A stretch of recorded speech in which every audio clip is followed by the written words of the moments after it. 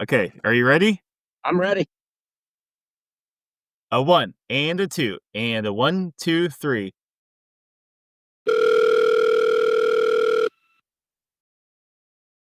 Hello? Father Rob. He's here. The man who Good to hear used ya. to be podcast famous on Three Dogs North before the speech guys muscled him out. They still run. Thanks They for still run. The dogs thanks can for run at any joining. time they want. Let the Appreciate that, dogs Landon. run, Thank you. Sometimes you gotta let the dogs Uh-huh. run. Father Rob, of course, has been featured on several episodes. The John Paul II one from a few seasons back, and at least one other introductory phone call here. Ross's older brother. You know, I won't say one got the looks, the other didn't. They both got the looks. They're batting 1,000. They're running from one side of the football field to the other here. Those Johnson boys, you can't hold them back. Mhm. But the biggest thing we're calling about, of course, you have some news. Pope Leo the 14th has been installed as Pope. Father Rob, what do you know about him? What do you have to say about him? What are you excited about? Just talk. Great. I don't know much about him. I had heard his name floated just the last couple of weeks because he was head of just a high Vatican position as of the last couple of years and that dicastery of bishops. Grew up, I watched the news tonight and grew up in the south side of Chicago, so I'm pumped for him. It's cool. I mean, the whole belief of the Pope. I mean, there's so much you could say about it, but just that he's the spiritual father for the church and the world. So I don't know much about him. I'm excited to get to know him, but it's cool to have another Illinois boy, now in the papacy, which is kind of wild. Mhm. And I would say this is a personal note that doesn't carry any weight past that, but I was excited that he has been a missionary before, served as a missionary, Sure. and seems to just clearly have that mindset. So that's what I'm most excited about. You're probably only like 2 degrees of separation away from him because, of course, you know Bishop Barron. I I do. have to imagine Bishop Barron knows him. I would guess they've met. I don't know. I mean, so Pope Leo, when I studied in Chicago, I studied at Mundelein, which he does not have any affiliation formally with. He didn't study there. Like I did not know the name. I think it's Prevost was his former name. I never heard that name Mhm. when I was up in Chicago. Oh. So I would be sure though that the guys in that circle, Bishop Barron included, like my guess is that if they don't know him, they would know of him or know people that know him. So however far that separates me, and you guys are We'll only one step, say you guys are only one step Bishop. farther than me. So think about that. Yeah, exactly. Exactly. It was Um, the Catholic It was it was another Catholic school that he got his. Yeah, CTU. P- That is. What is CTU? Yeah, Catholic Theological Union. I think. I don't know honestly that much about it. Besides, it's in Chicago. But he got his Proper. Master's of Divinity there, which I think he studied. I would assume he was studying there in formation to be a priest at that Yeah. point. Hyde Park. CTU's basically right by University of Chicago. It looks like. Okay. I'm Kind of pretty newer, That sounds right. established in 68. I'm pretty pumped. Yeah, I mean, yeah, I feel like you guys, I'm assuming no one really knows a ton about him, but just the fact that he's from the USA is pretty cool. I got a pretty awesome picture of two of my boys waving an American flag in front of the TV. Yeah, that's a good one, Ross. Yeah. As the American, yeah, got the USA chant going a little bit. No, I'm super excited to hear more about why he chose his name Leo. I didn't hear any of that today. Same. I don't think he had. Yeah, no. I really haven't heard a good translation of his remarks yet. I don't know if you guys have, but I listened to it in Italian when he did it live, which I don't speak, but the translation coming through was clearly broken. Like it wasn't spot on. So I'm fascinated to hear that stuff of why that name. But that will be cool. Obviously he's in charge of the global church now, but it'll be really cool to hear his remarks and just how he goes about engaging with the American church. It's just something we've never seen before. It'll be fascinating. It'd be really cool because he'll know it well, which is cool. With him being from Chicago, I mean, I was sort of expecting to hear. I was listening as well, of course, today. I was expecting to sort of sound like the Chicago sports fans from the SNL skit, him walking out, be like, "Oh yeah, the Chicago, the Cubs." That sounds like nobody I've ever heard no, speak. he was a real globalist. A real globalist in many languages. Yeah, you know. Okay, Father, we also, of course, we're going to be doing a double episode covering popes, covering religious sisters, Sister Blandina as well. I don't even know if you know this, but that is the official episode. Do you know anything about Sister Blandina? No, never heard the name. Great. That's okay. Okay, well, we'll set that right there then. Why don't you go We're gonna ahead learn and do what you why don't you go ahead and do what you do best and just introduce the speech guys, give us a nice pat on our butt and tell us to go and get them. Okay. Boom. And as they say, whether it be Chicago or Peru or now Rome, cue the music. Thanks, Rob. That was great. Thanks, Rob.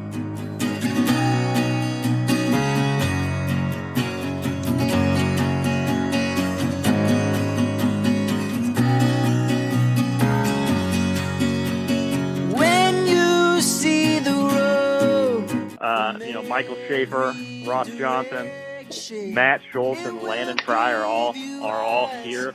Free. perspective.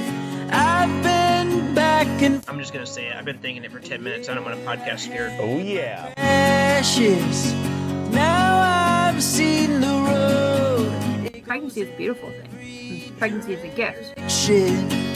Oh, there are stories to tell. What kind of paint sticks to asteroids? Like, if you don't prime your walls. Afraid some days, but the road will lead us to a better place. We are called to emerge from that default setting of self-involvement.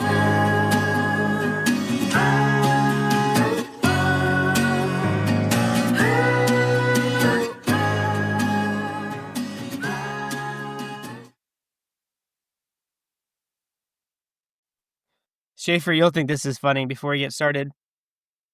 So I bought Rob a 13.1 sticker for his car because for fun. And he made a joke that he wanted, so he ran 2 halves this month. He wanted to get a 26.2 sticker, but then write in very small print in a month. Yeah, it's cute. Yeah, so he ended up running the other half marathon. Yeah, I followed it. I thought he died for a bit because like the app, I don't know if the app paused, but it was like mile 12, and then all of a sudden he just like there was no progress for like 9 minutes. I was like, oh gosh, he collapsed. Oh no. That's funny. But he actually said he felt great for like the first 8 or 9 miles, and then that foot thing flared up, and he said it started like killing him. So he walked the last 4. Oh, And he said it hurt bad enough when walking. He actually thought about just like not even walking. Oh, I don't know what you do, just call someone to pick you up or what. But no, he did technically. Yeah, he finished. Ross, how did you? I don't know if I. Yeah, Hey. didn't hear your story. You finished it. Sounds like you didn't. You lived to tell the tale. I made it. I was super. Can I say sorry. so? I'd hate to build up Matt's ego, but that mustache looks pretty good, actually. Yeah, it is. That's what I thought. Does the new Pope have a mustache, or am I just imagining that? He will once he meets me.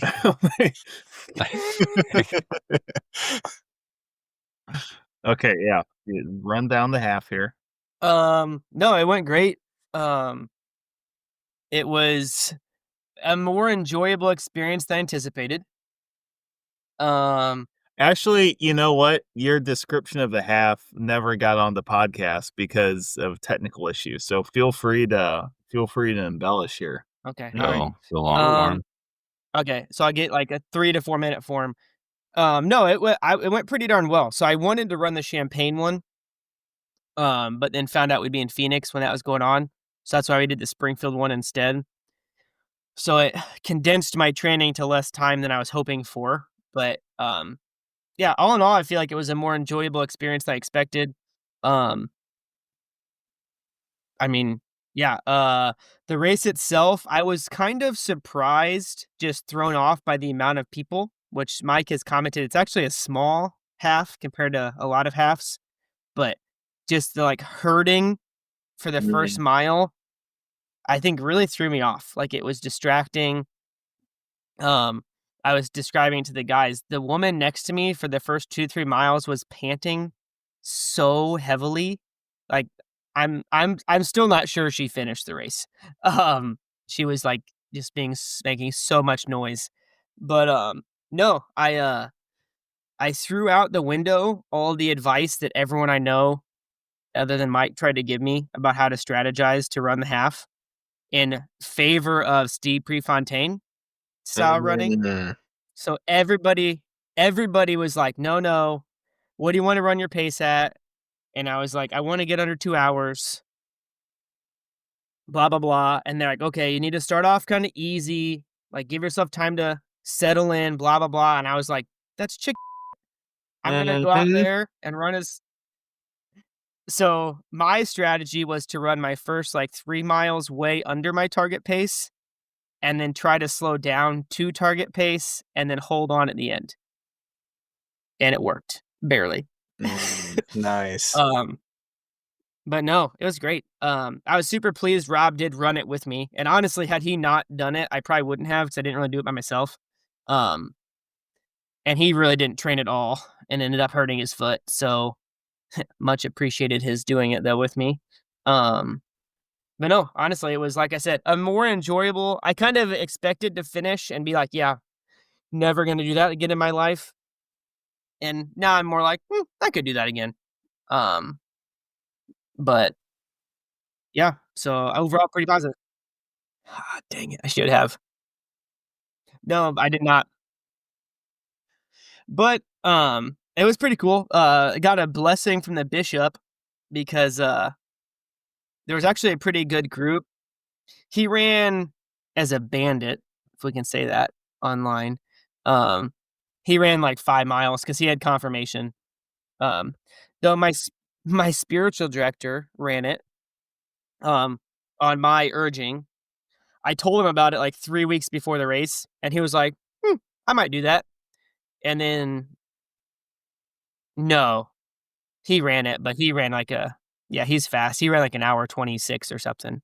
But no, my spiritual director, his name's Father Alfred. He ran it and with pretty much no training. And yeah, he passed me at like mile 3, talked to me for like 5 minutes and just took off. And he beat me by a lot too, which is funny. But no, Bishop, we saw him there. So there was a big group of us. So I mean, me and I guess 3 of our priests plus the bishop plus another guy that's like Catholic guy in town. And yeah, Bishop gave us a blessing. So that was kind of cool. What else do we want to say about our Pope here? Matt or Landon, introduce Charter Path.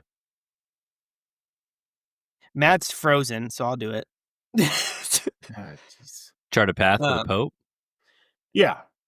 Why did anyone... You threw that to the Lutheran? Well, not anymore, right? I was going to make a joke. I was looking up the previous Pope Leos, and I'm pretty sure one of them is the Pope that excommunicated Martin Luther. That's what I thought. That's what I kind of I had that hunch and went to look it up, and I do think it was a Pope Leo that Charles V had to kind of strong arm Lutheran Leo. Which Pope? We could probably Google that one. Okay, we could find that pretty easy. I think Lynn, the diet did you of- follow it all today? I did. Okay, will hold admit- on. We need to bookend this properly because just the way it's structured right now. So let's just pretend we just introduced Rob and okay. Shush. Hold on. We're just starting the episode. We need a bookend here. Okay. Thanks very much to Father Rob for doing that. We got all the speech guys on board. And we also have a new Pope, Pope Leo XIV, as Father Rob was describing and setting up for us. So we're going to talk a little bit about that. Popes, Leos, Lions, and any memories we might have of popes growing up. And and then move on to the original speech for this episode, which Matt picked out. Letter by Sister Blandina and written to her sister from the End of the Santa Fe Trail collection. And that's opening up the speech series called Speeches from the Old West. So that's fun. That's exciting. A new speech series for us. But first, new Pope, Pope Leo XIV. We had Father Rob's first reactions. What was you guys' first reactions? Expecting it? Yeah.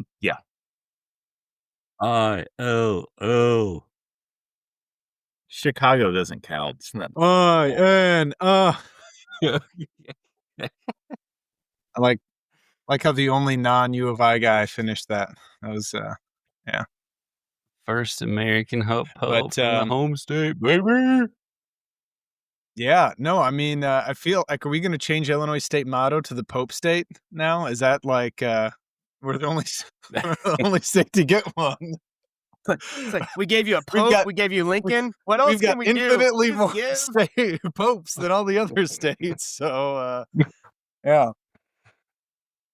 But that's so great. So my dad grew up on the south side of Chicago. They're almost the exact same age. So I asked my dad if he knew him. Like if he would have I don't know, could have played baseball with the guy for all I knew, but it turns out he's from the way south side, like almost Indiana. But yeah, he's not it's not anyway, Chicago. It's like a far out suburb. It's so I think Dalton or Dalton. I don't know how to pronounce it, to be honest. Yeah. They interviewed his brother on WGN tonight. And confirmed is he a Cubs fan or White Sox? And they're like, yeah, I don't know why it was publicized Cubs. He's totally a White Sox fan. Oh, are you serious? And then his brother was also he's not from South Holland. He's from Dalton. So it was just kind of weird to be talking to a guy on camera. And it's like, oh yeah, my brother's Pope now. Yeah. And he's yeah. That is. See, that's interesting because I read several articles that said Cubs fans, but yeah, that's it. So, all right, good. It's good to hear. I kind of figured Cardinals wouldn't pick a Cubs fan, but Ross got that. Hey, we're podcasters, not comedians. Hey.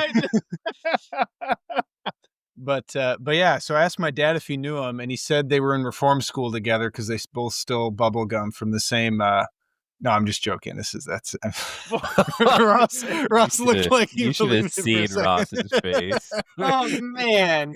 But here, no, my dad and he never crossed paths. My dad was several few miles north, but still on the south side. But yeah, just kind of a wild thing to think about, though. Just someone could be that he's the same age as my dad, from the same general, within miles of my dad is where he grew up. yeah, it's kind of a wild thing to think about. I mean, I know like all popes, I mean, this is true for all popes, right? They're actually just a normal human being and like they had a childhood and a family and like all of that stuff. But it is kind of crazy to think about. You see him elected and there's the Sistine Chapel and St. Peter's and everything's, 1,000 years old and all these traditions. And it's like you could just drive to the south suburb and like see where he grew up. And that is just like I don't know, like I don't know, it's just a really cool thing. I was a little bit teary-eyed. So I was first notified through a spam text message by Relevant Radio. And a new pope, but he had not been identified. So I checked the internet, like, sometime later, saw the info. I got a little teary-eyed listening to the car radio, listening to I was admittedly listening to NPR. Sorry. because KMOX had no commentary. But I got a little teary-eyed. It was a feeling similar to like weddings and where like it's this fairly brief event that it just comes up on you and you realize is going to carry through the rest of our life, right? I mean, not the rest of our life, but for a long time. Good while. God willing. Yeah, and that in it's and then also to be a part of this faith community that has a pope. Like, yeah, I like having that pope and that, that central authority, that leadership, that first among equals, more accurately. Yeah, sort of a nice recognition of the gift there. The quote about him that stuck out to me that was nice to hear is hearing NPR interview some classmate of his from school and just remarking how he was very smart, always sat in what was called the number one seat or something, and always was known as a kind, compassionate boy. So I was at work and I was in the emergency department today. I was kind of camped out in this one little smaller room that's secluded. Just there was a Teams meeting thing I had to join in on. So I just left that just to use the bathroom. And there were two nuns and this other gentleman who I knew they were all from like the pastoral care team at OSF. I just happened to be walking by and the nun had her phone out and they're all like looking at it. You could tell they were excited. And I was just like, wait, is this happening? Like, I didn't think it would happen this quickly. So I just stopped and like was chatting with them and they're like, yeah, it's about to happen. I'm like, are you serious? Like they're like, whatever, like, when are they going to do it? They're like, I don't know. We don't know yet. We're just waiting. It was kind of this fun, like impromptu thing. I didn't really know any of them prior to, I mean, I'd seen them walking around, but never really, one of them I may have introduced myself to very briefly, but anyhow, I was like, all right, well, I got to check something, whatever. So I had to just check whatever, some computer, make sure there wasn't anything I had to address. And then I just came back. And as I was coming back, they were like, come here, come quick. They're about to do it. And so I like ran up to him and yeah, I came like right in time before they kind of pulled back the curtain things and he walked through and like none of us knew who he was. Like I didn't recognize him.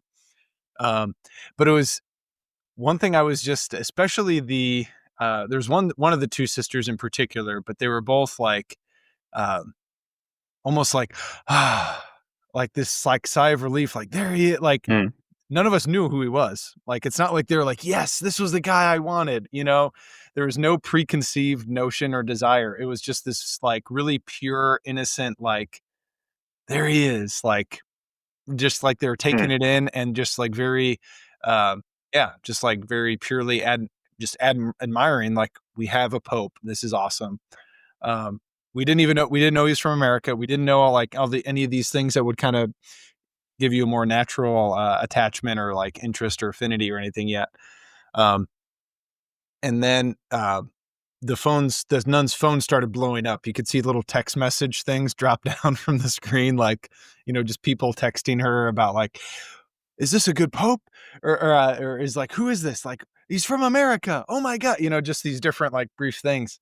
But one of the things, so one person said, like, do you know him? Is he a good pope? And one of the nuns just jumped in, and you're like, well, the Holy Spirit picked him, of course. Like,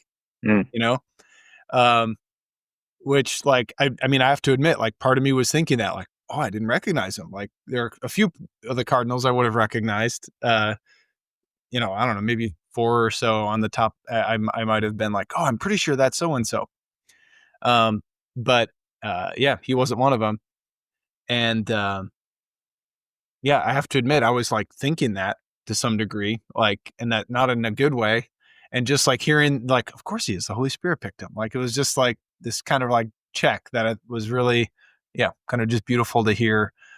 Just these two religious sisters being so just genuinely, yeah, just so genuinely accepting and like supportive. And yeah, it was just a cool experience. I was also pretty pumped today.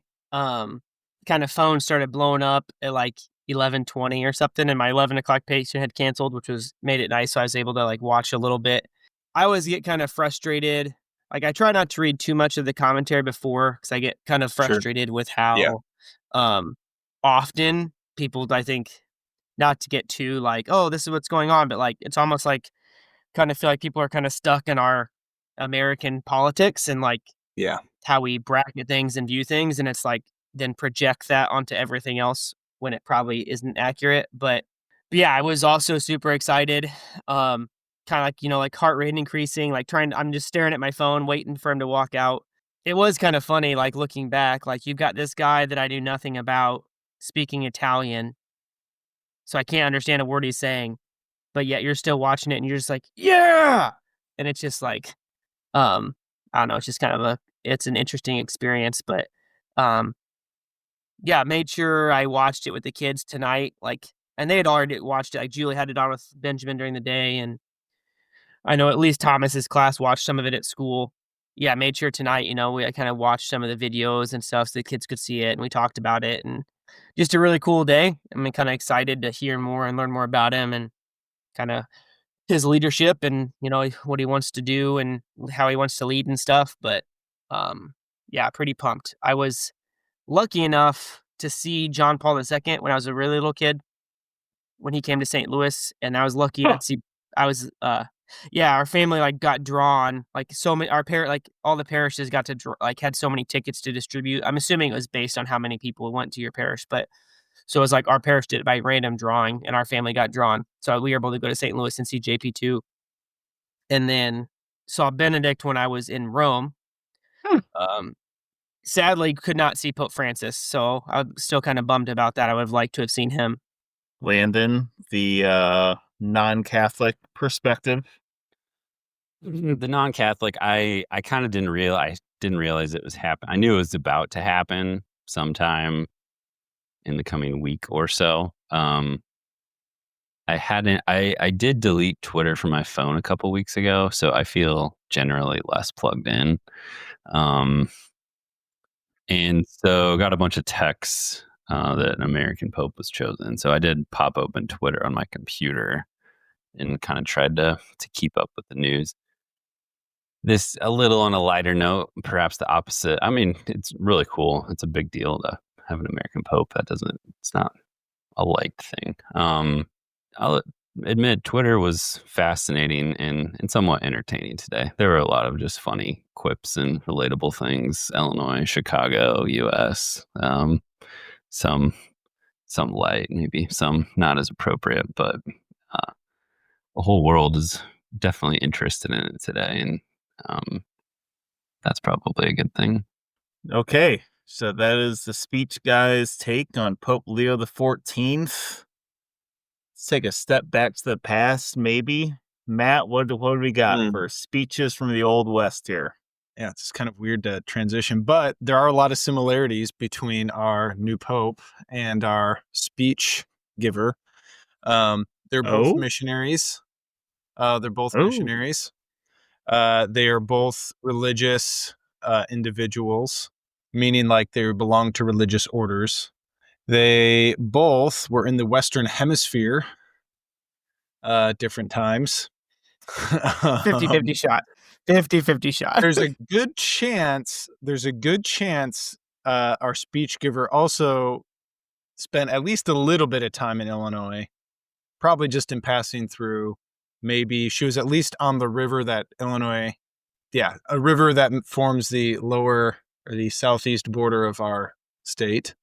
Anyway, it is none other than Sister Blandina. I'm sure all of our audience guessed it.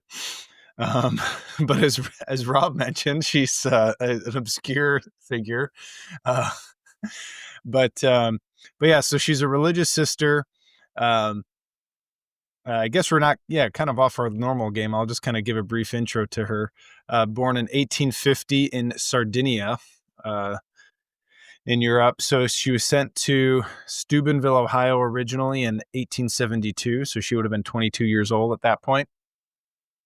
And she was, a missionary in basically in the Wild West. So modern day New Mexico, and Colorado. She was kind of just in the general area, I guess.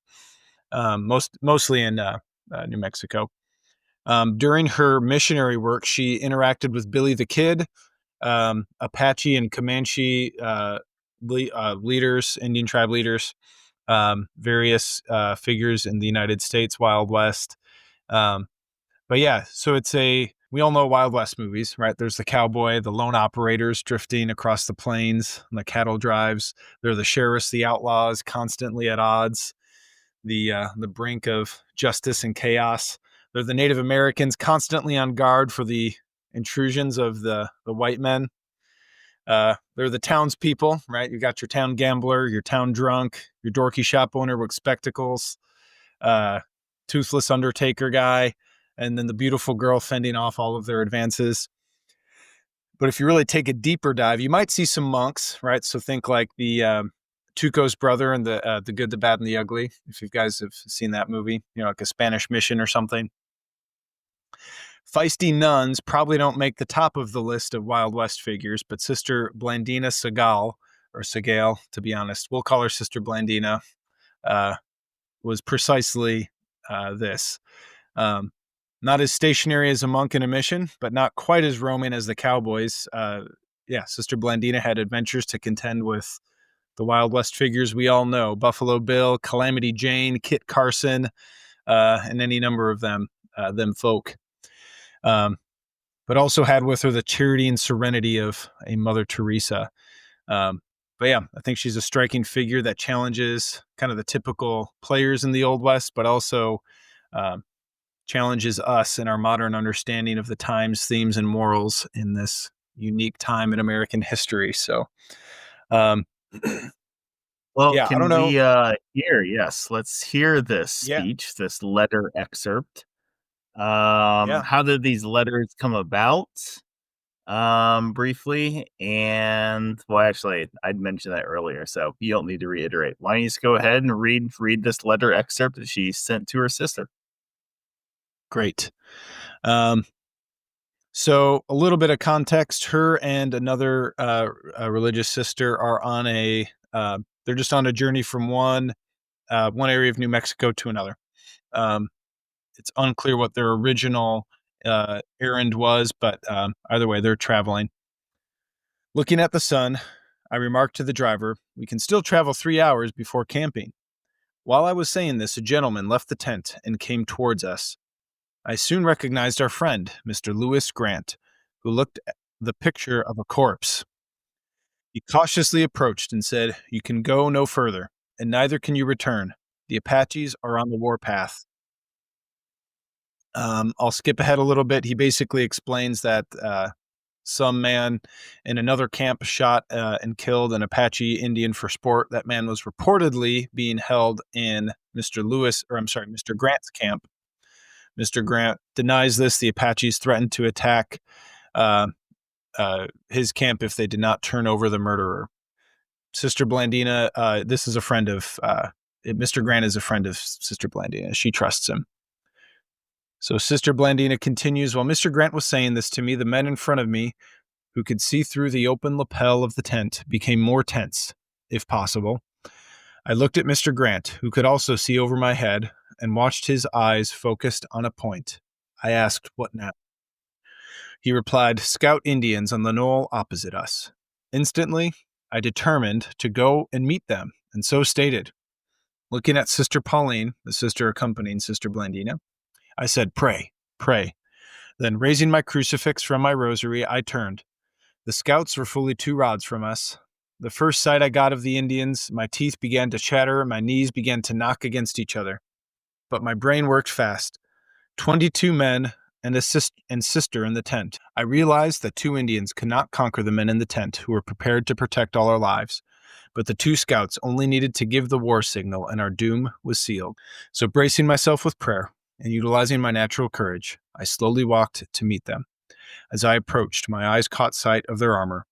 Each had a gun on his right shoulder, bow and arrows on his left shoulder, a belt alternating with bow knives, and pistols, as many as could be placed in a belt, war paint, red and yellow. Again, fear tried to gain ascendancy, but willpower won. Holding the crucifix in both hands, steadily looking at the elder of the 2 Indians, I said, "Buenas tardes, good evening." No, showing no expression whatever, he answered in lower chest tones, "Buenas tardes." I asked, "Me conoce? Do you know me?" He replied, "No. Eres tu tata? No. Are you a priest?" I made an answer, "No, yo nana," and continued, "I am to your squaws and papooses what the priests are to your chief and braves." He asked, "What are you doing here?" I told him another nana and myself were journeying to San Bernardino Mountains, but the chief of the workmen, who is my friend, told me someone has done a wrong to the Apaches, but the one who did the wrong is not here. "Do you believe him?" the Indian asked. "Yes, because my friend has never told me a lie. Let us go to the tent, and I will tell my friend what you say and tell you what he says." End of the excerpt. What continues is Sister Blandina facilitates Lewis Grant and the Apache kind of telling their sides of the story. They come to the agreement that the Apaches are going to check out the other camp and see what's going on there. So she, at the very least, buys these men some time.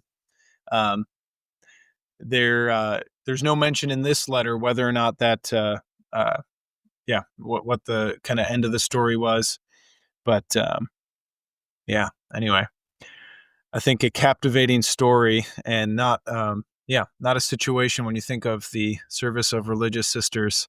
Not their typical role they have to play. But I think just kind of a fun story to think about. So anyway, and you guys have any first thoughts on Sister Blandina and her encounter with the Apache scouts? Well, she also at this time was under the global spiritual guidance of the last Pope Leo the Third. So I think that's what you're really looking for, to connect the sinews of our conversation. So much. Gosh, so many connections. This is great. This is even better than I thought. Wow. Well, just like minds are so blown. We have nothing else to add. I really like letters, semi-obscure letters like these. Your letters like, say,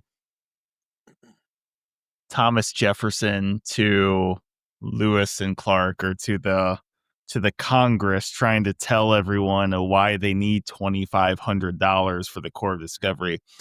Those are cool, but they're a little bit too diplomatic. They're Sure. a little bit too outside of their moment in time.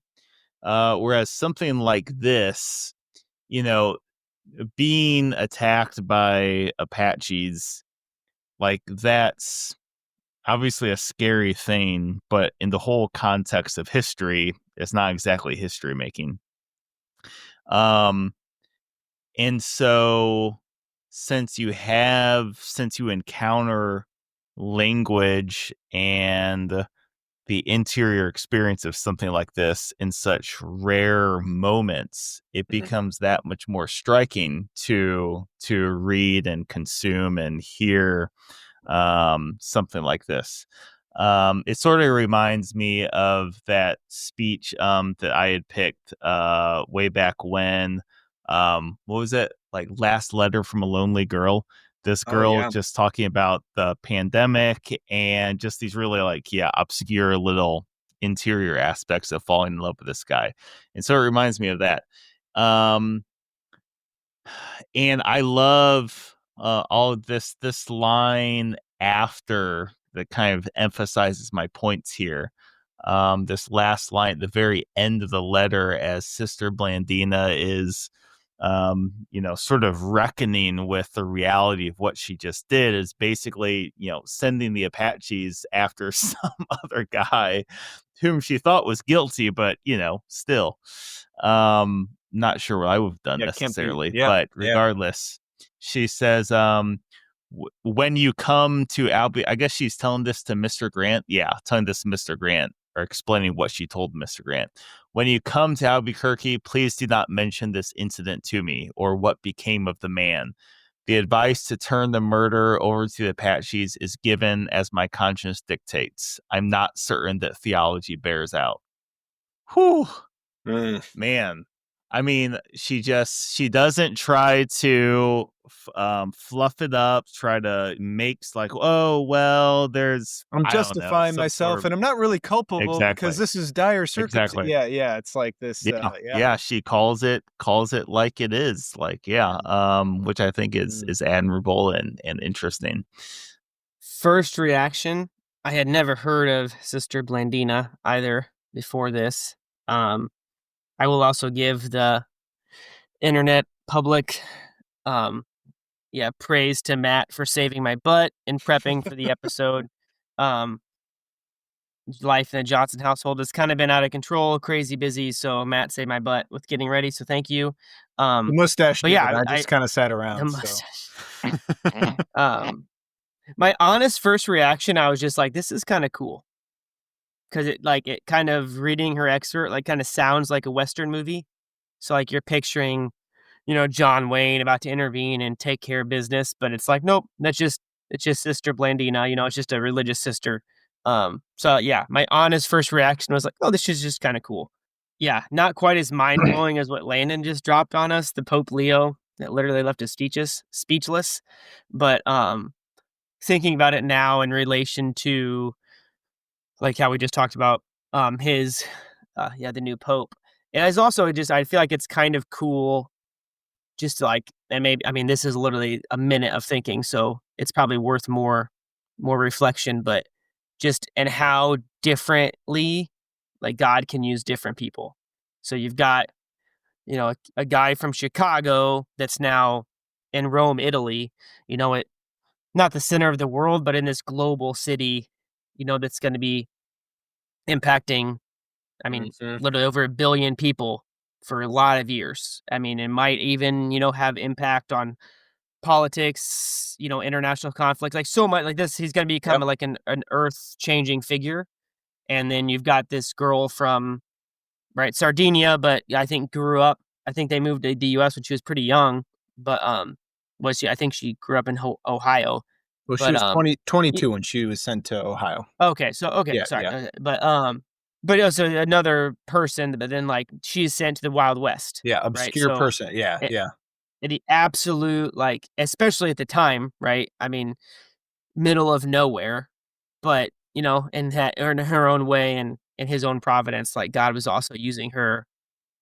So it's just kind of a cool thing to think about, I feel like. And again, I don't have maybe enough words to articulate it because probably worth reflecting on a little bit more, but just kind of cool thinking about, just the various and dramatically different ways that, God's providence is at work in the world. But I think the providence thing is just it's a wild thing to think about.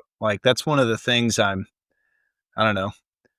Hopefully I make it to heaven, but just to I imagine I don't know, I guess I don't know the details of the theology of heaven. I imagine we'll learn a thing or two just by being there, and just maybe not all of the things, right? Our minds can't even comprehend that.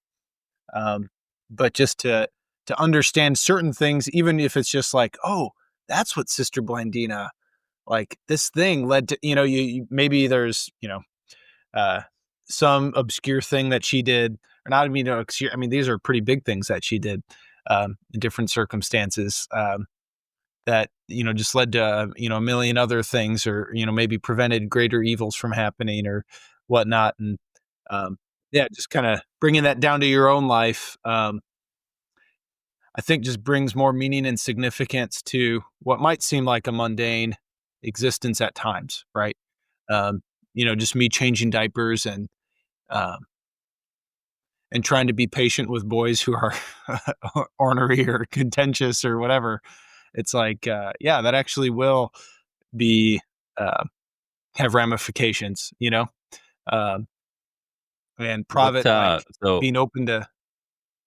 I'll just finish quick, but just being open, or I guess instilling virtue in those moments kind of allows for God's providence to perhaps be more evident or more,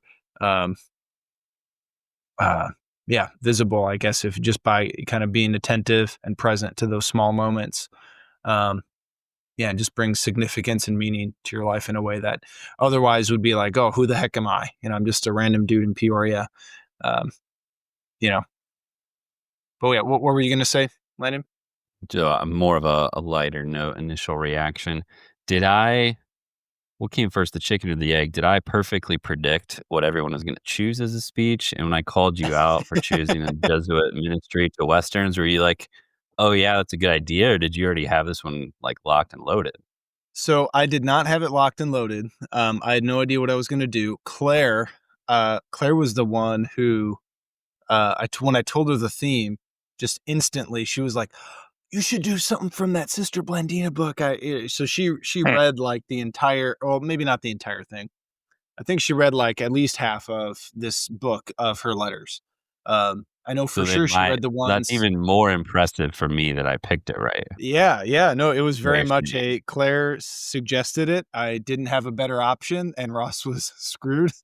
So I was like, all right, like I'm gonna just, I guess I'll just pick a sister. And I literally opened the book. This was the letter I opened up to, and it was like a really cool encounter. And I told, because Claire actually didn't happen to read this particular one, and she was like, wow, that's like one of the best ones in the whole book that so it's, I don't know, it's just kind of it is kind of this wild providential thing. And here we are, Pope Leo the 14th is the successor of Leo the 13th. Man, just all these providential things are lining up. Father Rob was I'm literally looking at a picture of Teddy Roosevelt right now. I can't. Is that Inception? I can't stop thinking about it. But yeah, I don't know. It's I mean, and it's a cool thing. Yeah, cool thing to just observe, and to, I think, especially in our hyper rational world, just to be humble and docile enough to be like, yeah, God is present in this. Even if you could theoretically explain away different things, is like whatever, AI predicted it, it's probability, whatever. I didn't use AI. Those were my predictions. No, powerful scene. Nun with the rosary standing up and negotiating hostile tribes and settlers. I don't think, Mike, you are right. It is movie worthy. I'm pretty sure there is a movie. I don't know if you saw that. Did anybody watch the movie? It looks like it sucks. Okay. But here's what I have. Here's what I have for the opening scene. The end of the trail of the Santa Fe, I believe. Here's what I have for the opening scene. I wish I have a vision in my head for like what lens I want to use and what color saturation I want, but I can't describe it. It's not sepia. Don't use I know what it looks like. Sorry, that's it. Maybe that is it. It's like the Wild West filter. I'm just being a jerk, but go ahead. I'm imagining a train. I want a train in it, and I want her stepping off the train and us only seeing the top of her head, and scored with some folksy Beyonce. I think it should be Shania Twain. Let's go, girls. Do do do do do do. You know, No, wrong scene. One of the things I also pictured, I feel like Sister Blandina is kind of a much more devout, you know,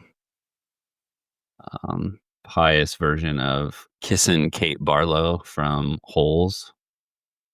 In no one's seen the Holes in the movie. It's been a long time. I remember reading the book and liking it. I saw the movie 10 or more years ago.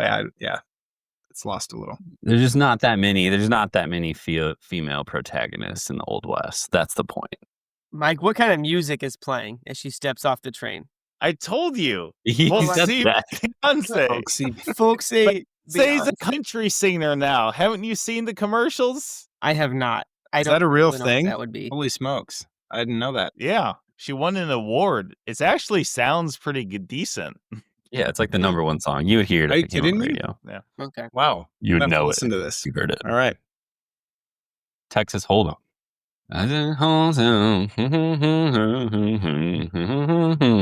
Nice. All right. So we were talking a little bit here a few moments ago about providence and such, and I think that's sort of an important element sort of linked together with this because, I mean, that is something that obviously gets framed or commodified these days is adventure. I'm actually listening right now to Into the Wild, John Krakauer there. I've read the book before, but yeah. And so that's about the commercialization of Everest, right? Just like the ultimate commodification of adventure, if you will. And obviously in Sister Blandina's case, she had a huge adventure that's an interesting story to tell, and it's going to make an awesome movie when I'm a film director one day. But it's not obviously like what she set out to do. Like, I'm going to go have adventures, So I can Instagram them.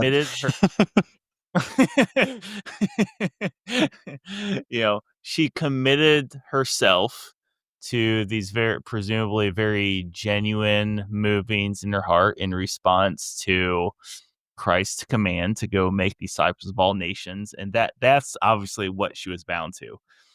But because of that, of course, and her particular missionary devotion, it resulted in all of these other adventures that can become like these access points for people who have no interest in the gospel, but then see these things. It's like, oh wow, look at how she annoying. Good timing though, in a sense. Yeah. Is it need to stitch all these iterations together? No, yeah, that's nothing. Child's play.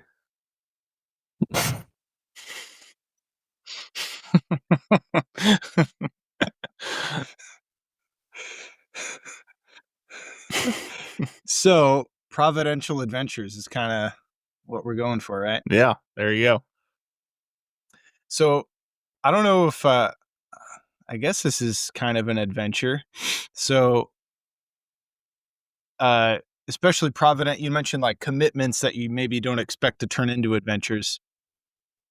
So, I don't know if I've told this story on the podcast. I know I've told you guys this story.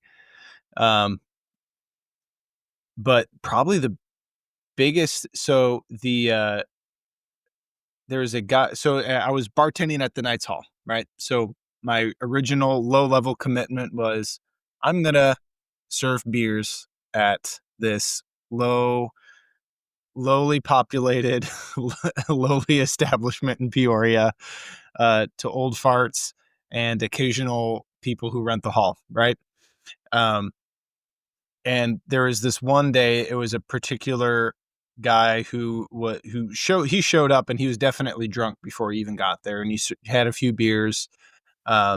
while he was there, and just very boisterous, whatever, just talking a bunch of smack to people. And you could tell there are a few regulars who are rather agitated by this guy.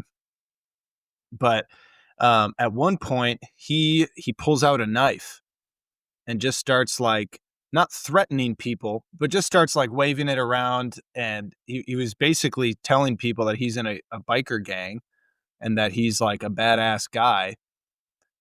Just saying this out loud to people.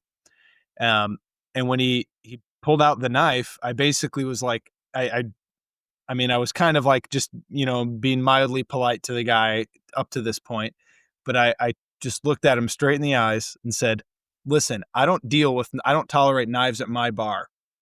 Put that knife away or I'm calling the police. And I said my bar. I was like, my bar. But I was like, I didn't know what else to do. I'm like, that's a freaking knife. You don't pull that out when you've been drinking. Like, you don't do that. I don't know. But it was like, it was just this spur of the moment. Like I just, and the whole time I was there, like working there, certainly before that, but even a little bit after, I could tell I just wasn't one of the insiders there. There were a handful of old timers who really wanted this other bartender. Like when they would go like, oh, is Cookie coming? His name was Chuck Cook. Good guy. He was a bookie in Peoria. Sorry. I don't think I'm ratting him out. No one's it's gambling's legal now. So anyway, but he's a great guy. And all the old timers loved him. And I just wasn't Cookie. Right. So I could tell I was never appreciated. So there's this insecurity that I always had that just kind of just out of nowhere just dissipated, and stepped up and was like, and just told this guy not to do it. And he was like, you know what? I respect you. And he's still drunk. He's still being like very, like, I didn't care if he respected me or not. He's just a whatever. And just based on some things he was saying, it just didn't appear to be a very good man. On a lot of levels, but it's like, I respect you. You talk to me like a man. I respect you. So he puts his knife away and continues being an idiot for another 20 minutes and then leaves. But like right next to this guy, there were two old timers who were there, pretty consistently. They were regulars. And one of them was a retired cop, and he tells me, it's like, I am so glad you dealt with that guy the way you did. And is like, and he opened his coat pocket and he said, I had a gun in my pocket and he didn't know this, but my hand was reaching for it in case he did something he was going to regret. And I was just like, holy freaking smokes. Like, and all this was just this like kind of spur of the moment, like my bar, but it was, anyway.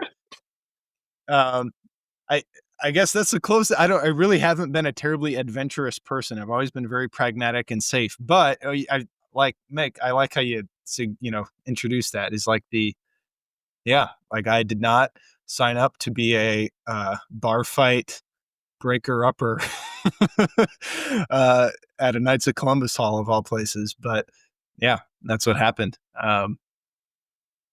Apache. None of us are going to top that. So does anyone want to take a shot? I mean, my obvious answer is biking for babies. It was I don't think I've spoken super extensely on the podcast on it, but a little bit. But Bike for Babies is nonprofit that my buddy Jimmy Becker and I started in college at U of I to fundraise money for pregnancy resource centers. And the first year we did it, bicycled 600 miles, zigzagging up Illinois. The fundraise for pregnancy resource centers. It was just us two, a couple of friends, Stacy and John Paul in the support car. So, with that being the first time doing that, and it still continues today, and we're actually Speech Guys next episode will be Jimmy and I talking about that. So the Speech Guys will be hosting or sponsoring that sidebar. Anyway, but I remember going into this My dad asking many times, like, how are you going to do this? Is it safe? And my dad had dabbled himself in some adventures. When he was young, bicycled from Belleville down to Carbondale over a couple of days, and actually did not make it back. My uncle Mark went to pick him up down in Marissa. So that had sort of helped prompt a little bit of inspiration for things. But I think, so obviously that first trip happened. I think the most adequate way to answer this question, though, would be flashing ahead to maybe, so that was 2009, but flashing ahead to say like 2013, when there were 11 riders and a handful of support crew people. And I remember waking up in a high school called St. Benedict's, just outside of Memphis, Tennessee. And I was sleeping in a janitor's closet that night because it's a school. They don't have beds. So we're all just sort of scattered around. And I picked the janitor's closet because it was so quiet and so solitary. And and we had gone to bed at probably 11 o'clock that night because there was a long meeting about just how the day went. And I'm sure we got in late because we had biked up from Greenwood, Mississippi that day. And we, of course, had the little usual evening dinner with the local parishioners and churchgoers sharing about biking for babies. And so by Memphis, my legs are sore as hell because you've already biked 600 miles and you got about 500 more to go still. There's dealing with 11 riders. There's issues of just different fitness and people breaking up during the day. Not romantically, just breaking up the group. And so on top of all the physical challenge of biking 140 miles per day, there's the logistical challenge. I'm in grad school, so I feel like, dude, Mike, you're missing a week of change of grad school in order to do this biking for babies thing. And I just remember waking up that morning and at 5 a.m. and wishing I were anywhere else in the world and continue to think that. I can picture biking down that road after leaving St. Benedict's parking lot, and one of the riders giving grief over how I wish we could have left earlier, and just sort of adding salt to that internal wound I was dealing with.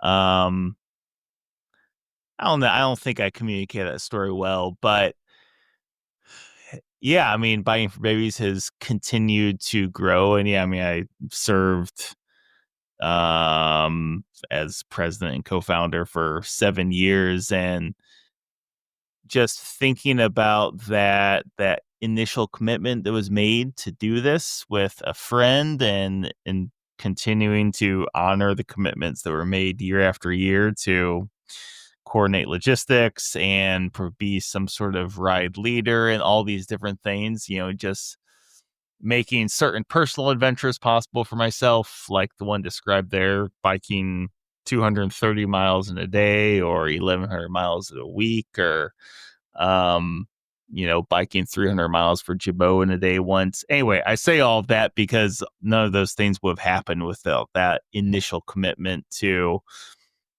doing something big for something that mattered to me, in that case, pro-life work. And when I initially thought of the question, and I don't remember how Matt had it worded in the outline versus how Mike kind of worded it a little bit ago. When I initially had the question, I thought about when I was in Rome, my junior year of college is the closest I've ever been to getting in a fist fight. It's actually the only time that there was like a physical, altercation. It's the only time I was ever involved in a physical altercation, but I can't think about how the commitment side led into that adventure. So I'm going to leave that as a little teaser for another episode. Mm-hmm. My fist fight in Italy. But I think when it talks about a commitment then leading to this kind of unthought of adventure, on the commitment side of things, I'll just think of when I was deciding whether or not I should propose to Julie. And I mean, I've shared this before, but it fits well. So to kind of the short version, I just remember so distinctly thinking about when I was about to propose or really seriously considering proposing. Like, I wanted a sign from God that this was what I was supposed to do. And maybe I'm not saying this is universal. Maybe this is, just because of something I needed to hear at the time or think through. But I just had such a strong sense that it was like, this is up to you. Like, you've got to man up and make a decision. I kind of wanted the easy way out, which is just tell me what to do and I'll do it, which is kind of childish, as opposed to like having to make a decision. So that decision to commit, is I feel like the commitment side of things. So then the adventure side of things, so when we were on our honeymoon, I feel like I have like a romantic version and then like a domestic ordinary version. But on our honeymoon, we had to evacuate the resort because of a hurricane.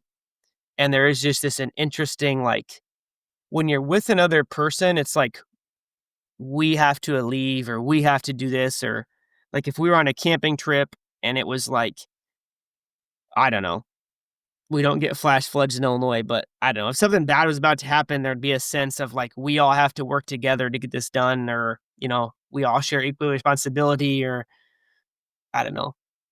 Mike would probably say something. I'm not sure how he would do it, but there is kind of a sense like, so when I was on my honeymoon with Julie, there was a hurricane that hit where we were staying, so we had to evacuate. And there was like some legitimate fear around just where we're going. We were being told that we were being bussed inland, which we didn't really know what that meant. We were told that the airport was probably going to get shut down, which means all the flights would be canceled. So it's like, oh shoot. So we're literally stranded in Mexico, which, anyway, so all of these things, but like, I feel like it is different. Like as a husband, it's not like the reason I brought up the camping stuff, like it's not like a shared thing. It's like, I feel like responsible. Like, I feel like I'm the leader. I feel like I have to be in charge in this kind of scary situation. Which obviously it turned out fine, but just kind of going through that kind of scary situation where you feel like you have to kind of be in charge or be in control. And that all started from this kind of commitment made just sitting at Kurt Gottlieb's house thinking and praying about whether I should propose to Julie. So I don't know. I feel like that's when I think about a commitment leading to adventures that I didn't expect, that's definitely what comes to mind first. Sure. I definitely think I would throw in and I know that, parenthood is not the adventures we're talking about. And yeah.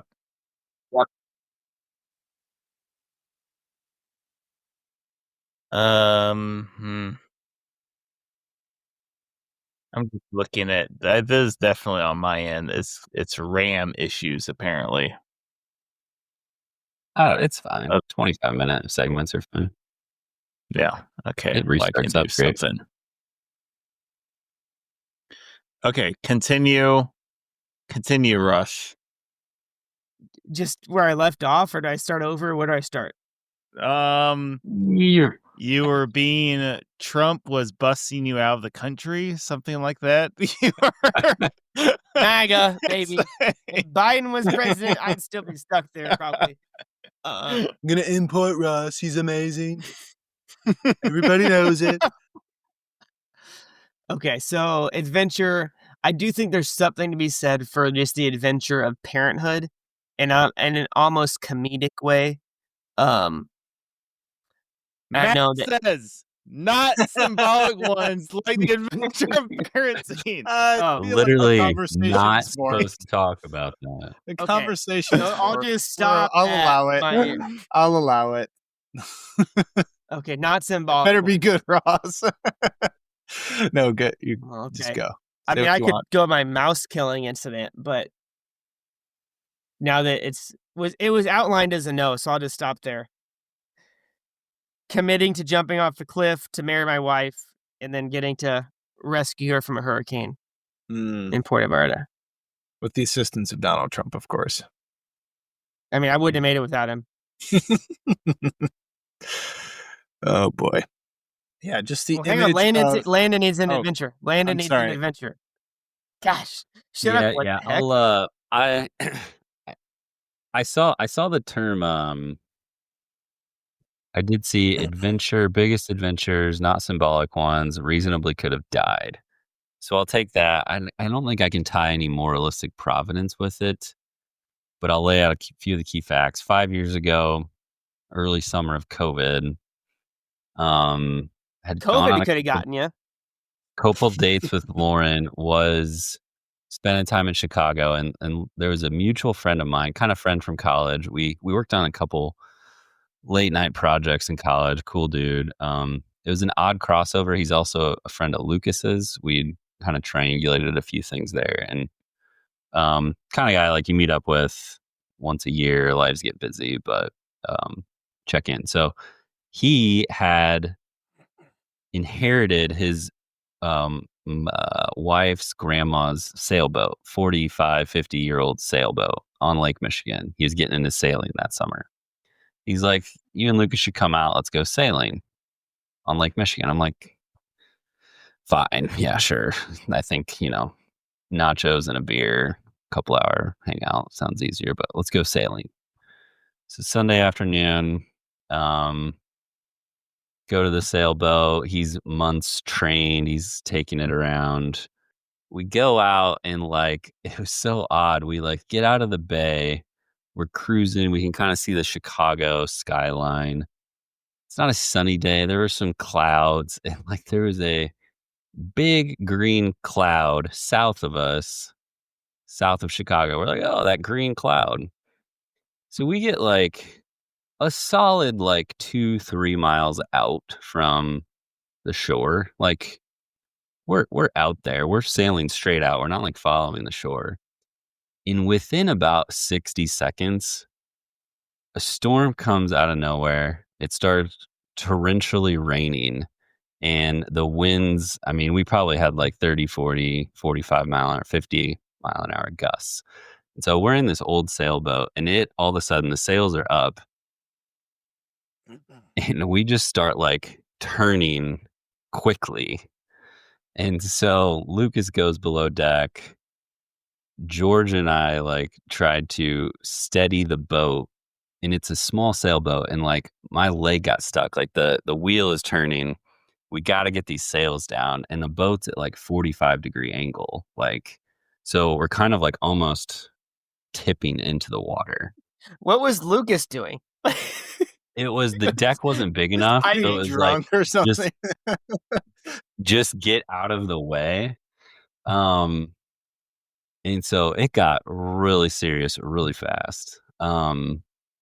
It took us several minutes to stop the boat spinning, and then once it did stop spinning, we're still leaning over, and the waves are 4 to 5 feet, not huge, but not comfortable. So eventually George gets the sail down. So now the boat's steady.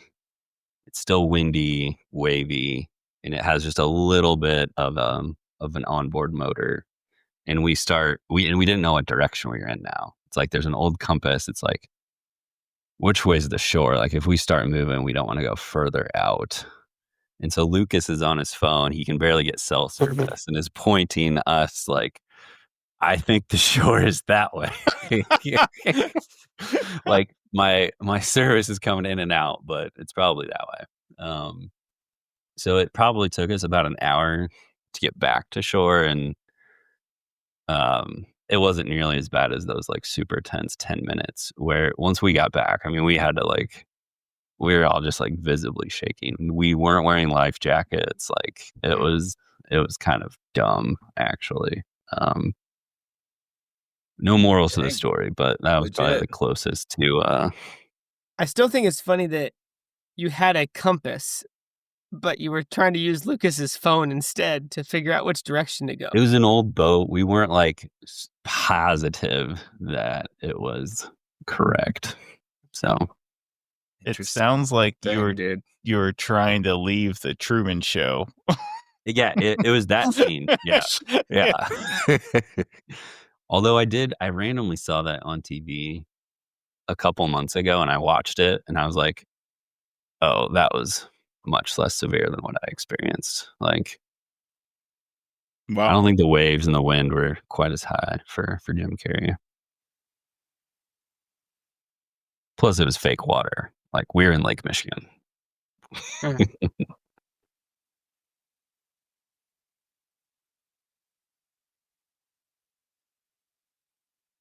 Host. Oh, what's next on the outline here? Real quick, before Final Bill, I want to hear a little more about Sister Blandina. Anybody else have a little? I mean, I agree. I feel like we need one more discussion question before Final Bill. Yeah. Well, I'll tell you a little bit more. I'll tell you, let me tell you a little bit more about Sister Blandina, because I kind of gave the very beginning of her story, just kind of how she got to where she's at, just for context. But yeah, a couple other interesting nuggets, maybe.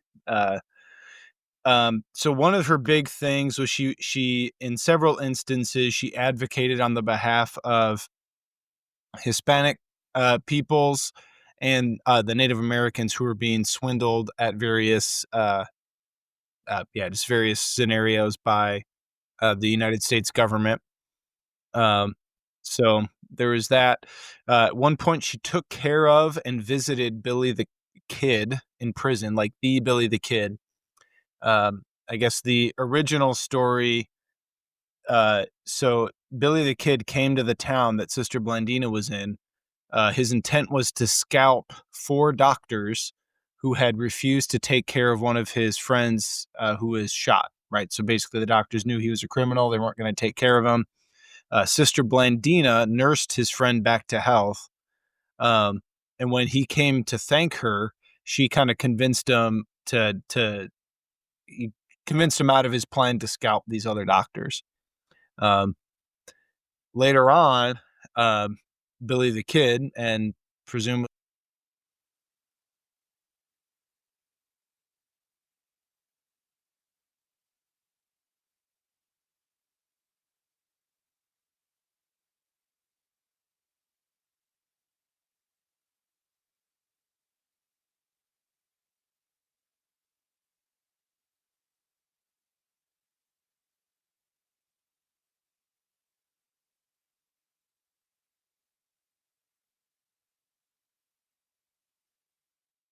He'll come back. Out of respect for Sister Blandina. Blandina. So out of respect for Sister Blandina, Billy the Kid left, and he did a little dance on his horse, I saw. Yep, exactly. So yep. And, I guess later on, Sister Blandina was visiting. I think she was intending to visit someone else in prison, but Billy the Kid happened to be in the same cell, and that was their last interaction with each other. So she inadvertently visited him in prison. So yeah, it's like almost unbelievable. Yeah, absolutely. Yeah, no, it's you couldn't write a story more interesting than that. Another anecdote, at one point she was, so one of the things she would provide just proper burials for natives and other people who normally would be just kind of thrown out in the wilderness or something. And I guess the normal fee was $30 to bury someone. She was given $8 by the local authorities for burying these kind of outcast sort of people. She asked for $15, so she just asked for half the normal rate from the county commissioner, who denied her that. And then until she threatened to leave the bodies at his doorstep. and then she was given the $15. So there's that. There are various versions of a story where she saved a man from a lynch mob, one of which was depicted in a TV show, I guess. at one point or another. Yeah, I don't know any details. It sounds like that one. Yeah, it kind of varied a little bit in different accounts. I don't know what Sister Blandina's account said. But eventually she returned to Cincinnati when she was older and presumably just had a harder time keeping up with the rigors of Western life, where she worked for the Italian immigrant community until she died at age 91 in 1941. So just interesting thing to think about. She wasn't in the United States during the Civil War, but she would have been old enough to remember it had she been here. So she just lived in an era from Civil War to the beginning of World War One.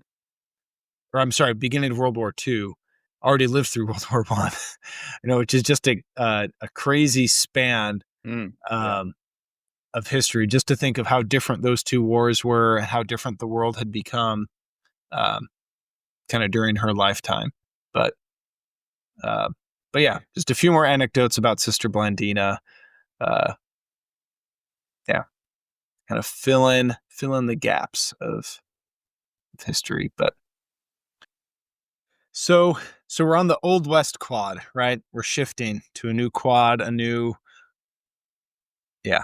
era. Quad. What is the prototype of the Old West? How does this story connect? Like what's the I feel like the Old West is just very unique, perhaps uniquely captivating time in our country's history. How does this fit into this particular story? While we're pausing, I'm going to pause to promote Black Band Bourbon.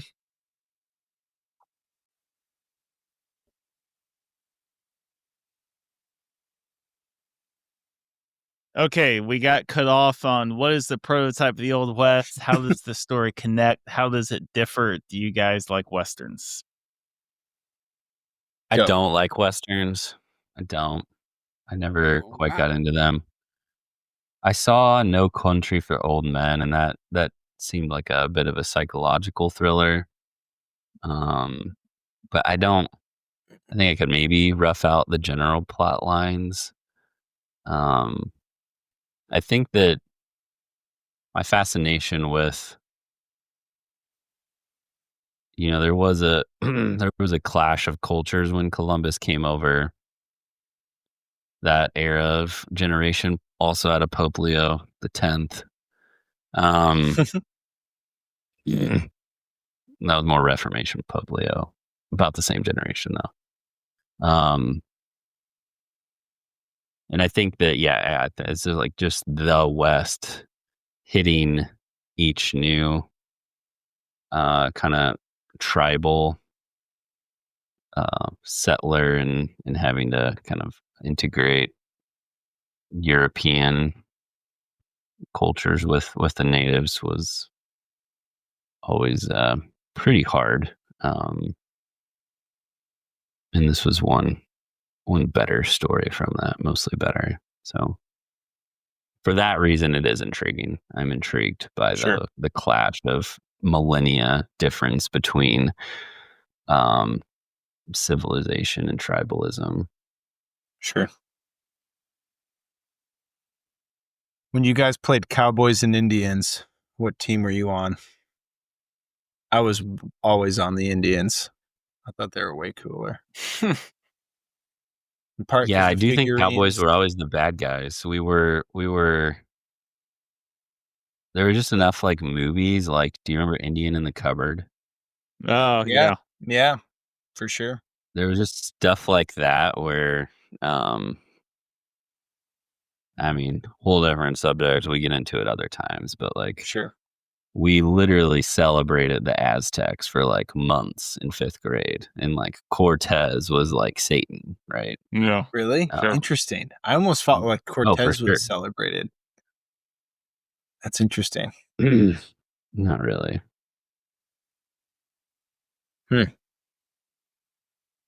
I think that I'd have to imagine that an American like our Pope would have America is going to enjoy westerns and western stories like this more, because I think that, yeah, I mean, like any story, you know, you're having a protagonist overcoming antagonism, but you know, from the American perspective, it's also operating though within this broader manifest destiny umbrella, you know, whether or not from from a theological standpoint, it still has sociological weight to it, you know, into just the social consciousness. So I think that that is necessarily a layer to every Western story. What sort of makes them fun? It's not just, oh, look at the hero or heroine overcoming their particular circumstances, but it's also everyone's story, because look at what we built because of all of the different people like Sister and Blandina or Rooster Cogburn who made America.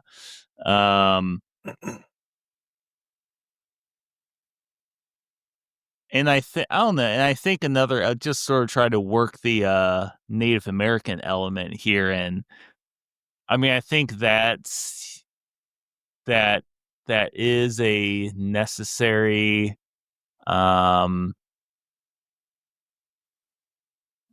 I mean, it's just another point of just complexity, like with any, yeah, working in the story of adventures too with this. It's like, you know, in the notes I made this metaphor of the difference between just going out and racing a half marathon, which is really hard and demanding physically, but it's not super complicated.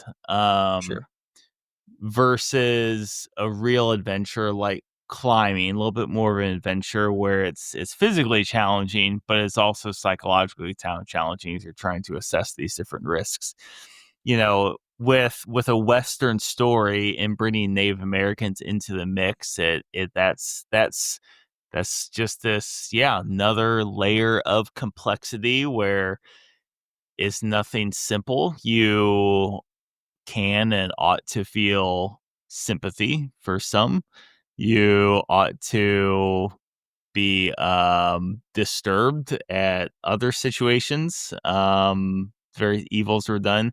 During my PSR class recently, I thought it was a good slide. We were talking about this is Matthew Kelly's textbook, The Good, Bad, the Ugly of the Catholic Church. And I tried to articulate like how bad the world was before Christianity, but I wanted to do it in an even-handed way. And so I just picked out like the worst things that every culture did. So I was like, you know, white people, we did our thing too. We had the Colosseum. And then you had the Aztecs who were sacrificing humans, right? Just making the point that it doesn't matter what culture it is, they have these really dark aspects. Yeah. And I think that complexity, yeah, is lost, like Landon was saying, with Native Americans or white peoples. Yeah, there were some tribes that were not good and some that were good and some that were a mix, you know.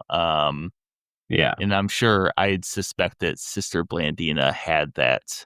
But at the same time, you still honor this inherent dignity to all of them. Right. So, okay. Yeah. Good point. I forget the exact question but kind of the prototype of the West, and do you like Westerns? I feel like those two things kind of stick out to me. I feel like I like Westerns an average amount. I don't know if we haven't talked a lot of actual. I feel like we haven't talked a lot about a lot of actual Western movies. I mean, I watched True Grit, the new one, and then the old one. The Cowboys was a very good movie with John Wayne. Nobody's ever seen it. That's worth watching. But when I think of when I picture the West, maybe I'm trying too hard here, but I know the book of Genesis talks about, what is it? The exact words, but I don't know if it's formlessness or emptiness, kind of this nothingness in the world. So I feel like maybe in some ways you could kind of try to like pull that out of the American West, and that like there was this kind of, I mean, obviously there were people here, like we said, with the Native Americans, but there was kind of this formlessness and a sense of like a struggle to establish what it is, what it's going to be. You kind of have the lawless people, and then these people coming in and trying to uh, create law and order in this society. So I don't know. I feel like when I think of the American West, I don't know. I just think of Sister Blandina is, and again, never having heard of her before this podcast, kind of an example of God working through this kind of formlessness to kind of establish his order or his kingdom where you wouldn't expect it. So yeah, that's kind of my thoughts to that. Yeah, I would say growing up, I mean, I wouldn't say I despised Westerns. It's not like I don't know, had a vehement hatred, but like never got into them. Always found them just kind of vaguely boring. Usually they're black and white, which I feel like as a kid in the 90s was an easy way to just kind of dismiss a movie. But I was always much more, I think it's also just a wrong combination of distant enough that you can't relate, but familiar enough that it doesn't seem really cool. That it just never stirred me. At least not the same way like kind of ancient warrior movies like Gladiator or, stuff like that did. But I think there was an era where I watched, I just happened to find like a $5 Clint Eastwood, like 4 DVD pack or 4 movie pack. It was on the same DVD, whatever. But that was where I first saw The Good, the Bad, and the Ugly, which I don't know, a lot of people reference, and it is just such an iconic movie. You don't realize how many lines and just the film score and everything that has come from that movie. But I think a couple things stick out. One, it's the type of genre that the tropes are so strong and the figures are so iconic that everyone kind of gets what's going on really quickly. Sometimes in bad ways. It was probably like a Hallmark movie at that point, like you kind of knew what was going to happen. John Wayne was going to save the day and, whatever. But at the same time, I think like that predictable cast of characters just allowed for rapid connection. You can, develop characters quickly. But I think also, especially with like the Clint Eastwood era, they call them spaghetti westerns. I don't know if you guys ever heard of that term. But basically they're all produced by Italians. Most of the Clint Eastwood movies are. So if you look at the credits, they're all Italian names. And they were basically using the Western trope that had been so strongly developed to kind of critique it. Because the Clint Eastwood movies are very dark and like you don't really know who the good guy is, So if the good, the bad, and the ugly, if the good guy is Clint Eastwood, he does a lot of bad things in that movie. So it's kind of like this edgy critique that was probably subversive, to the, just because it was such a popular movie. But anyway, movie commentary aside, I think just I think the era, especially just growing into adulthood and kind of realizing the gravity of the things they're dealing with, I think has just added a lot of weight to like and a relatability of those stories. And particularly in The Good, the Bad, and the Ugly, there's a really interesting dialogue between Tuco, the kind of Mexican bandit guy, and his brother, who's who's in one of the Spanish missions. He's a monk, but yeah, just a really interesting dialogue that I think is, I don't know if you guys, even out of context, I think it would be an interesting dialogue to watch and consider. But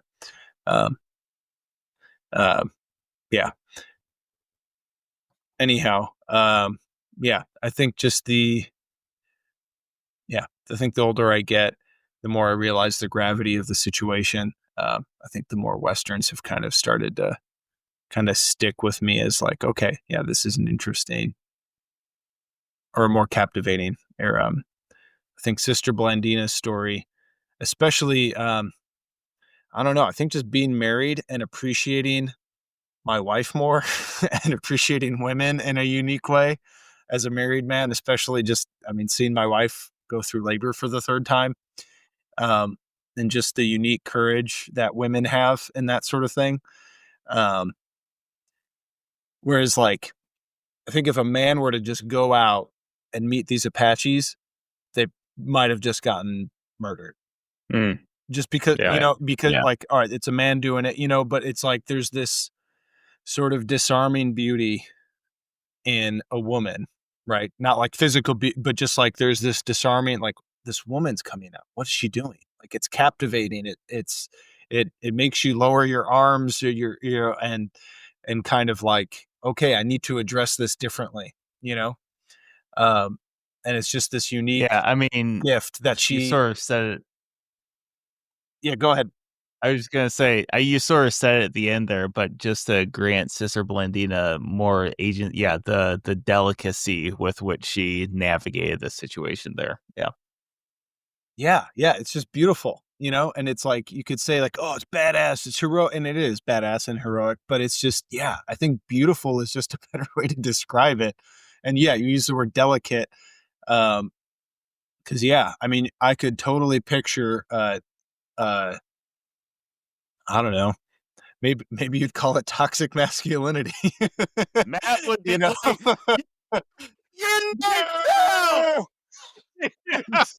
And like, boom, now the whole town's getting scalped, and it's like, but this, I don't know.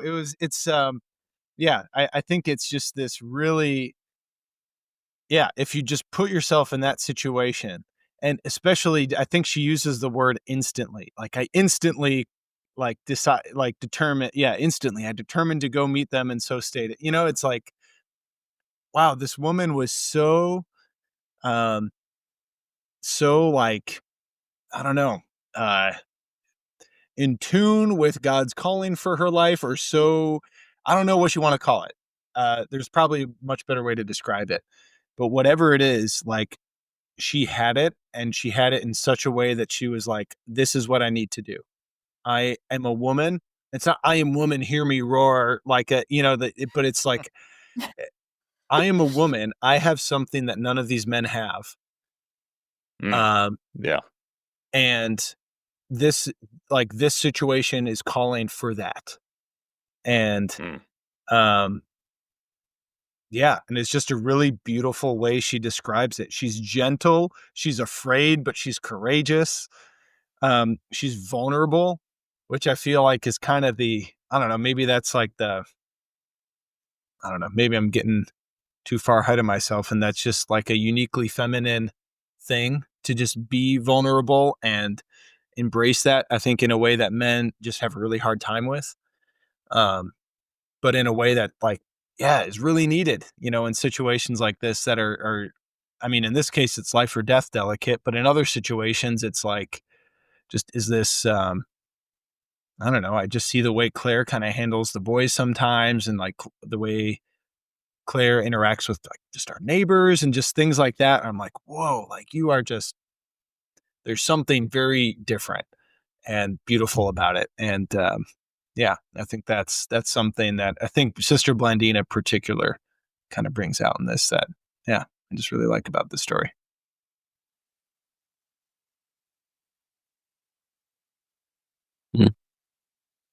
Final bell. Final bell. Ding, ding, ding, ding. All your strength, all your power, all your love. What round is it? 15. One more round. There's no stopping us now. This is our round. Don't stop it now. You started, we don't stop. All your strength, all your power, all your love, everything you've got. This is all life. Do it now. Sister Blandina has captivated us with her bravery in this scenario. Are there any modern day Sister Blandinas? By that, I mean, are there any, any female figures that just kind of seem to encapsulate this sort of courageous beauty and spunk and just this sort of charisma that she had that knew kind of when to act and how to act in this kind of dire situation. So yeah, any modern day Sister Blandinas you can think of. The word spunky kind of made me think of this one. I feel like this is strong enough that it's probably worth fact checking, but I think either way the sentiment is true and I've heard it before. So at one point, Mother, and this is pretty modern day, I mean, she's passed away now, but Mother Teresa was, I forget the exact context, but she somehow had a meeting with, I think it's when Bill Clinton was president. She was at the White House or again, something like that. Hillary Clinton asked her something about why haven't we had a woman president or something like, I forget, I don't know the exact question. And Mother Teresa's comment was supposedly because she has probably been aborted. And I think that's kind of like an example of like a spunky courageousness of like she's in the White House of a liberal president and like was not at all afraid, to speak her mind. But yet I mean, I'm sure there's a ton of awkwardness after the comment was made. Sure. But I don't know if I'd use the word delicate, but it wasn't some, shouting through a bullhorn at a protest. It was like, yeah, she asked me a question. And even though, all sort of like political thoughts would probably be, somehow trying to strike a commonality or something, she was like just totally unafraid to say what was true in the time. Probably made a big impact in one way or another. But that's what comes to my mind first as far as a spunkiness, like a modern day Sister in Blandina. Mine's a little bit more abstract here, but still, I think answers the question in an interesting way. So this is the brief dedication that I wrote at the beginning of Under the Ozark Stars here. So Mel and Hannah are the two principal female characters in the story. That's all you need to know here. Mel and Hannah's story is dedicated principally to the matriarchs, goddaughters, friends, and nieces in my life who've inspired me to do hard things and endure in the same spirit as the one with a capital O who created our region's Ozark stars. Yeah, I mean, I do mean that. And hopefully for the women who did read it, hopefully they felt something genuine there, because it was. I don't know. I think there has always been a natural inclination for me. Again, yeah, wanting to do hard things and endure for those. What if it's for some women who are older than me? If it's my mom or grandmas, it's being inspired by them. In the ways that they manifested virtue, and sanctity in their life. And, if it's for women who are younger than me, my nieces or goddaughters, it's, what words would I put to it? It's a little bit more of a sense of just wanting to honor their femininity, making sure to know that that I cherish them is the right word. I think that's the fine points on it there. I think, one, like another adjacent story.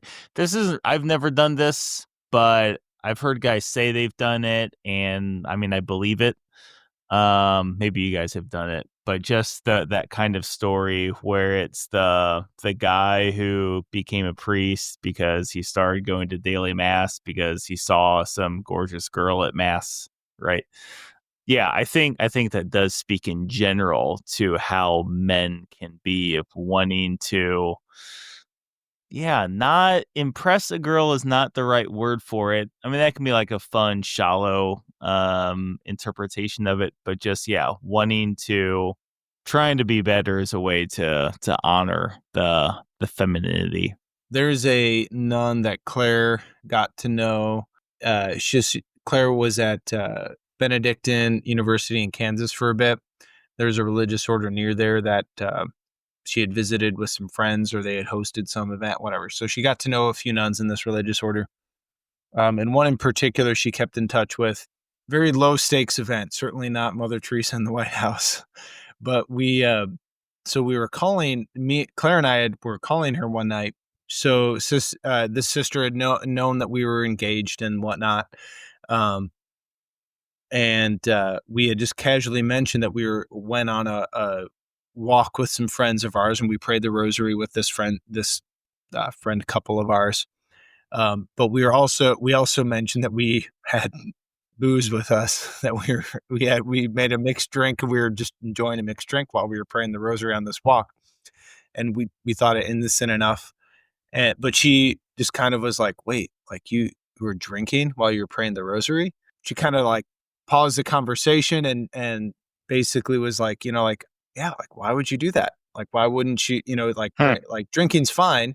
Drink after the rosary, like, if you like, I'm glad you enjoyed your time with your friend, but she just had but it was this like conversation stopping offense to her, that we would do those two things at once. Yeah, I thought just like spoke to like, okay, like this is, especially as a religious sister, like Mary's more than a figure in the Bible, and I mean, if Christ is her spouse, Mary's like her mother-in-law, and so that meant a lot to her to be like, wait a minute, like, and anyway, I just remember that particular scenario just kind of sticking out to Claire and I as like, oh, like, yeah, maybe we should have a little bit more reverence.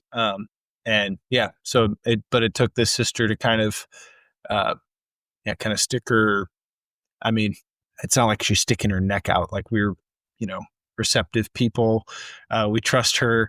But at the same time, like I'm sure she, sure would have been easier to just like ignore that, but anyway, just kind of one particular moment, very low stakes, very low danger, I guess, compared to Sister Blandina's situation, but I think kind of captures the same sort of spunk and kind of feminine sensibilities to just be like, yeah, I need to correct this, and oh, you're muted, Landon. So who's the modern day Sister Blandina? Matt, you did write down a lot of popular female names here.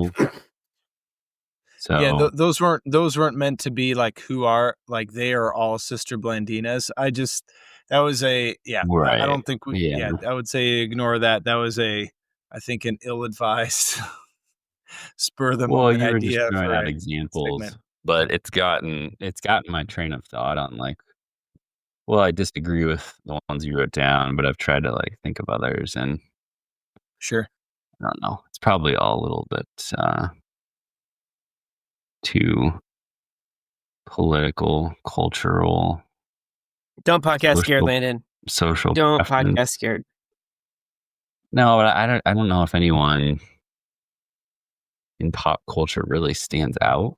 Yeah, it's hard for anyone in pop culture to do that without there being a political twist on it in terms of the popular acceptance or denial of said thing. And then, so my mind, I do wonder, besides like Mother Teresa, sure.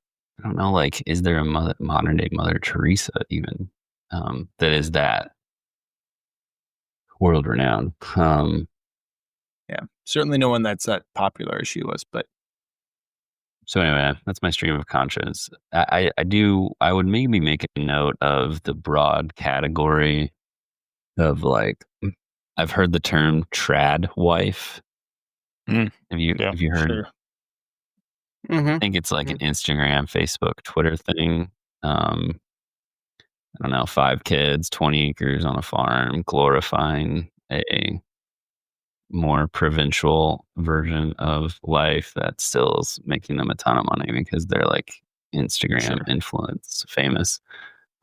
Sure. But I think there's some thread of that I think connects to a reversion of femininity from at least second and third wave feminism, whatever those are, back to. What you're saying reminds. Yeah, what you're saying reminds me of So there's a book called Hannah's Children. I forget the author's name, to be honest.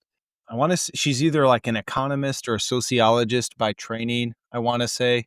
I could be wrong on this, but the author, she's looking at women who have like very large families, like 6 or more kids, who are also college educated, and like kind of looking at like what is it that kind of causes that. And there's I know she's been interviewed in a few different things. Claire has read the book and has really admired it, but I feel like she kind of has a lot of good things to say, kind of along that what you're saying, and like that maybe not quite as like commercialized, or like I feel like some of the trad wife, I don't know if that's like an Instagram handle. I don't even know if the handle is the right word. I don't know.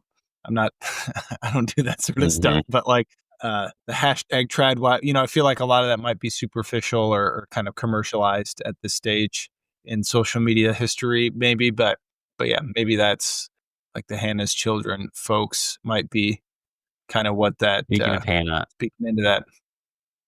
Yeah. My answer is Hannah Coulter. Fictional character, Wendellberry novel, but answer. Oh, all right. Okay, fun.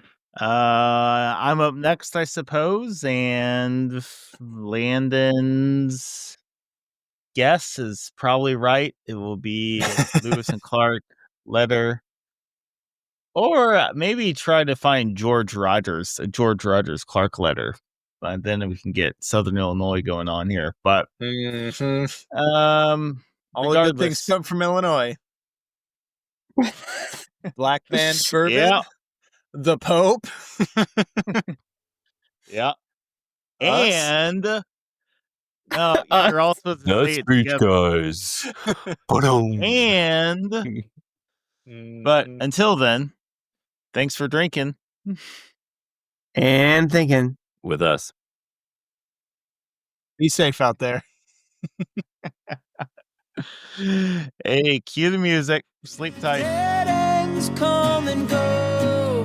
Look toward the horizon. Up ahead you'll find a peace of mind, relief from the trying. I have burned a bridge, wrecked in a ditch, had to ask forgiveness. Dead ends come and go. Look toward the horizon. Oh, there are stories to tell. The times we grew and the times we fell. Oh, I've been afraid some days, but the road will lead us to a better place. Road will lead us to a better place.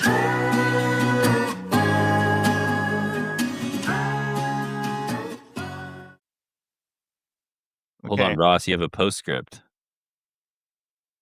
So I've recently used Chat GPT.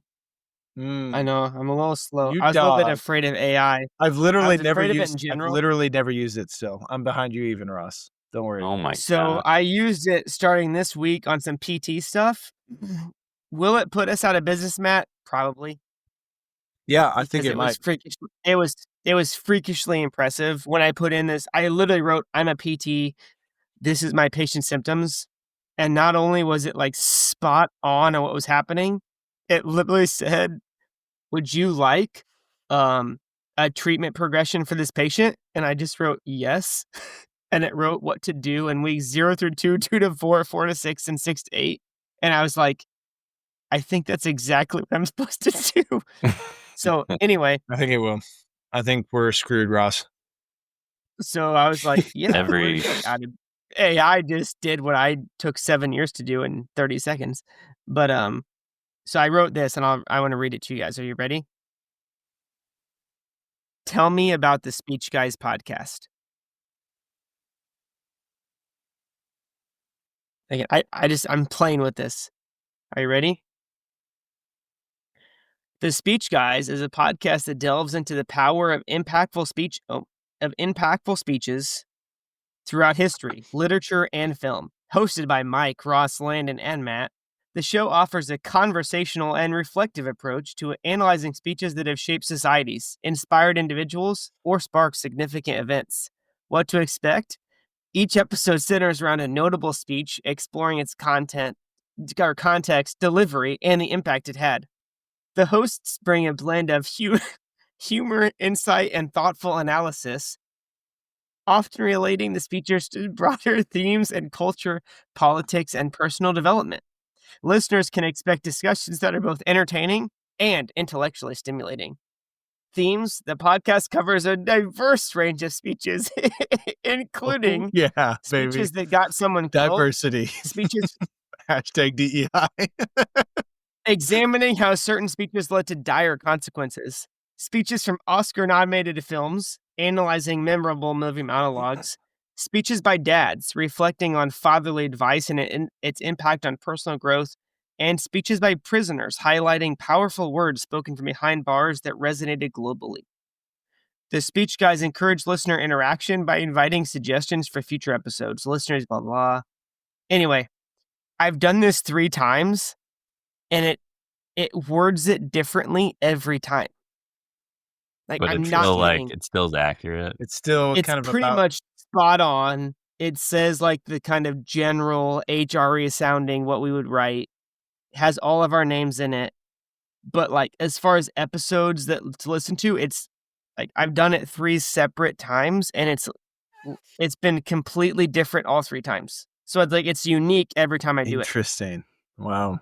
No, because it's aware. It's conscious, Ross. It's a person? Aware.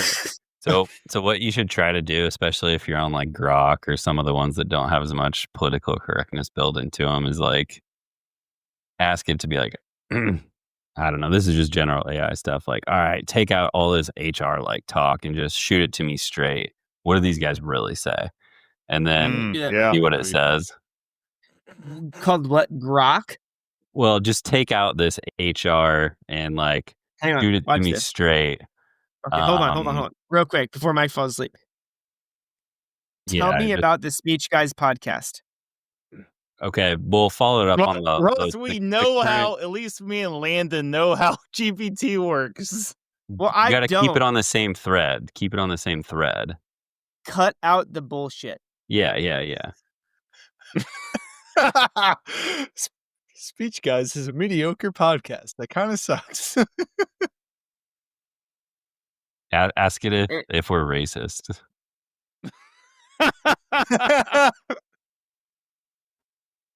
These guys kind of seem racist. This is ridiculous. It's still... Okay, there's no publicly available evidence or credit reports indicating the Speech Guys has been engaged in racist behavior. Yes. All right. We pass. However, it's important to note that the podcast's informal and sometimes irreverent tone may not resonate with all listeners. Oh, interesting. I feel like we're rather right.